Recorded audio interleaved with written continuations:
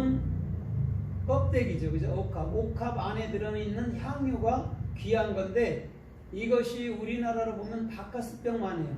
이 그릇은 좀, 그저 흙으로 만든 그릇은 큰데, 그 안에 있는 내용물은 바카스병 그 정도, 그거보다 더 조금 들어가 있는데, 이것이 적어도 한 뭐 2천만 원 정도 든다고 그러더라고요.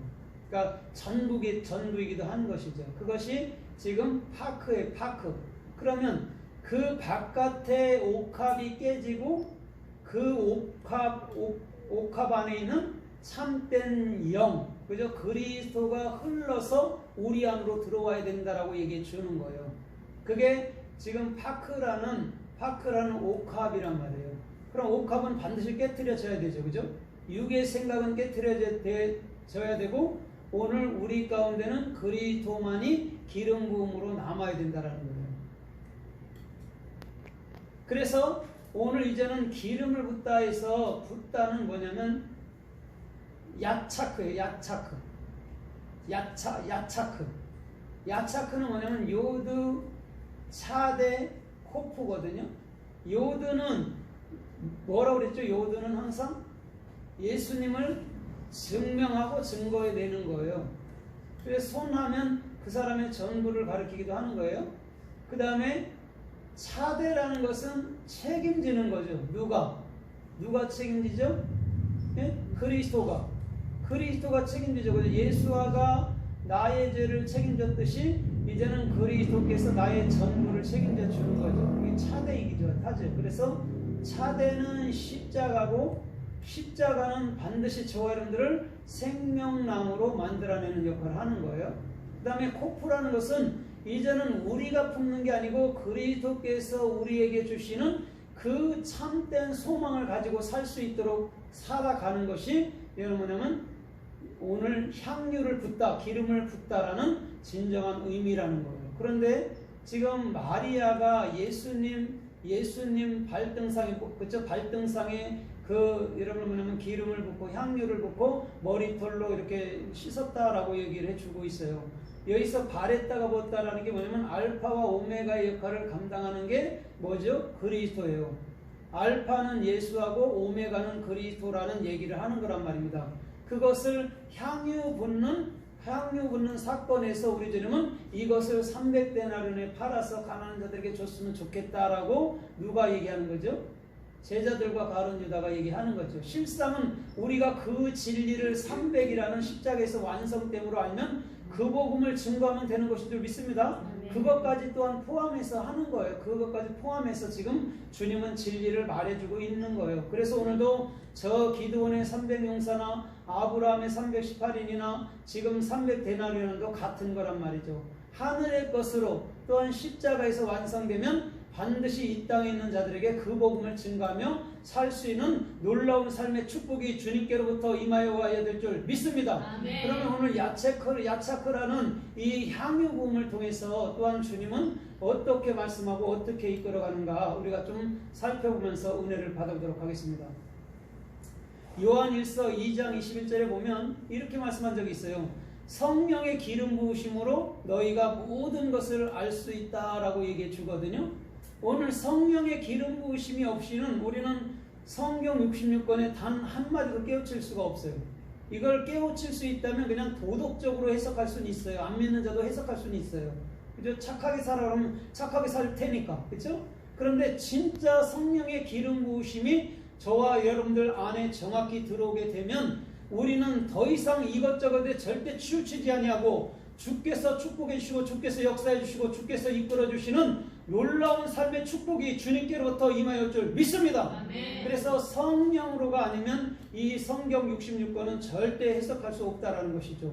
그래서 그것은 우리들에게 참으로 표가 돼서 그 표는 반드시 저 여러분들 안에서 십자가에서 완성됨으로 오늘도 생명나무로 달려갈 수 있는 길들을 열어주시는 놀라운 삶의 축복이 오늘도 표라는 오트 속에 숨겨져 있는 것인 줄 믿습니다.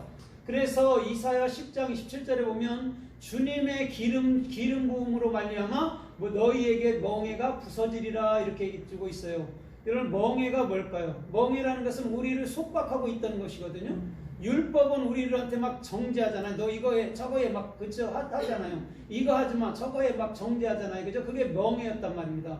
근데 성령의 기름 부으심이 우리 마음 가운데로 떨어질 때에 그 멍에는 율법은 부서져서 오늘도 그것이 참으로 복음으로 정확히 해석되는 놀라운 삶의 축복이 있을 줄 믿습니다. 아멘. 그래서 마태복음 15장 21절에서도 그 가나안 여인도 이러잖아요. 개들도 이렇게 말하면서 주인의 상에서 떨어지는 부스러기를 먹나이다 이렇게 주고 있어요. 이건 뭐냐면 율법이 잘게 부서져서 오늘도 해석으로 우리 올 때는 우리가 개 같은 삶에서 하나님의 존귀한 일꾼으로 설 수 있다라고 우리 주님은 분명히 가나안 여인을 통해서 분명히 얘기해주고 있는 줄 믿습니다.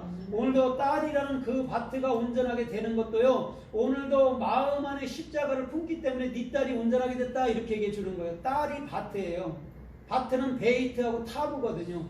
그러면 우리 딸은 우리 마음이잖아요. 그죠? 그곳에는 십자가로 말미암아 완성하게 됐어. 너도 완전하게 됐지만 네 딸도 완성하게 됐어. 이렇게 주님은 말씀하고 있다라는 거예요.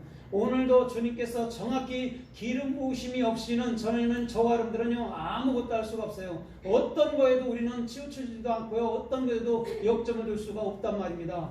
그러나 주님께서 기름 부으심이 있다면 우리의 길들은 진리와 길이 생명이 되시는 그분께서는 뚜렷이 저와 여러분들의 모든 것을 열어주시는 놀라운 삶의 축복이 주님께로부터 임하여 오는 줄 믿습니다. 아멘. 그래서 이사야 61장에서도 61장 1절로 2절에서도 참으로 주께서 내게 기름 부으셨사오니 이렇게 말해주면서 가난한 자들에게 복음을 선포하라고 나에게 기름 부어주셨다라고 이사야 61장 1절로 2절에서 분명히 말씀하고 있는 것을 볼 수가 있습니다.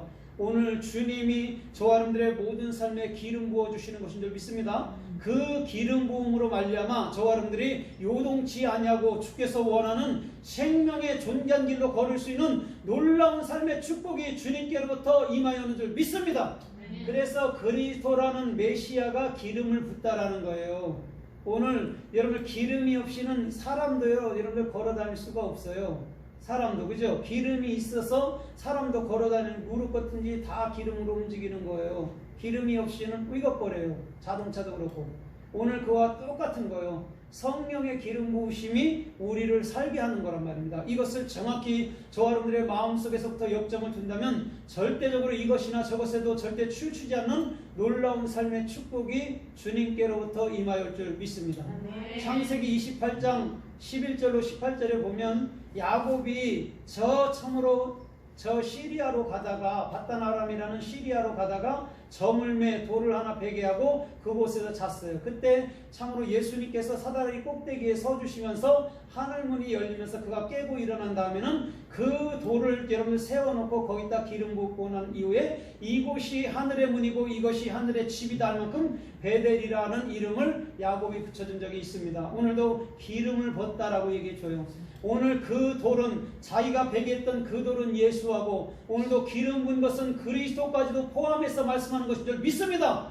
그래서 말씀을 첫 번째는 십계명 그저 돌판에 기록해 놓지만 두 번째는 여러분 마음판에 새겨 놓는 거예요. 첫 번째 기록한 그 계명이라는 여러분 십계명은 예수 안에서 반드시 깨쳐나가는 것인 줄 믿습니다. 두 번째 십계명은요 성령 안에서 여러분들 마음판에 기록되는 거예요. 오늘 마음판에 기록되는 것은 절대 말씀이 저와 여러분들 떠나지 않겠다는 말인 줄 믿습니다. 오늘도 그런 축복과 그런 삶과 그런 은혜가 있다면 성령의 기름 부으심으로 말미암아 우리가 살 수 있는 그런 현 주소가 되기를 주님의 이름으로 부탁드립니다. 그래서 창세기 35장 41절에도 참으로 야곱이 다시금 베델로 올라가면서 돌을 세우고 기름을 부으면서 이곳이 베델이다, 이곳이 하나님의 집이다라고 다시금 야곱이 여러분 참으로 거기서 선포하는 모습을 볼 수가 있습니다. 오늘 그러기 위해서는 이방심도 벗어버리고 오늘도 의복도 새롭게 갈아입고 난 이후에는 이곳이 여러분 참으로 베델이지 이렇게 말했단 말이에요. 그럼 베델이 뭘까요? 어딜까요? 하나님의 집이 어디죠? 저와 여러분들 마음이란 말이에요. 오늘 그곳이 하나님의 집임을 안다면 오늘도 저와 여러분들의 중심도 기름 부음으로 놀라운 삶의 축복이 있을 줄 믿습니다.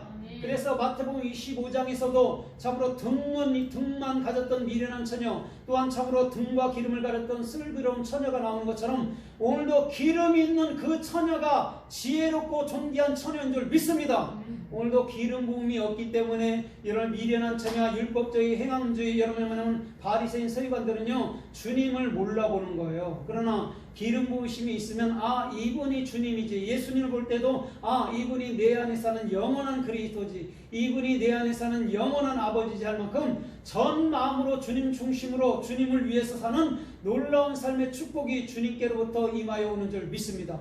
우리 주님은요 그래서 출애굽기 25장 11절 이하에서도 이렇게 말씀하고 있어요. 너는 금을 부어서 만들어서 고리 4개를 만들고 참으로 법궤에 여러분 참으로 양쪽 4개를 달아서 법궤에 참으로 막대기를 끼워서 그것으로 제사장들로 매게 하라 이렇게 말씀해주고 있어요. 금으로 부어서 여러분 고리를 만들라고 분명히 얘기해주고 있습니다. 거기서 붓다가 기름을 붓다 해요. 오늘 기름 부음이 저와 여러분들의 모든 여러분의 말씀 중심으로 사는 중심이 되는 것인 줄 믿습니다. 그래서 아론이 금고리, 은고리, 목걸이를 빼다가 여러분 불에 던졌더니, 그렇죠? 불에 던졌더니 여러분 뭐냐면 송아지가 나왔나이다 이렇게 말씀하는 거예요.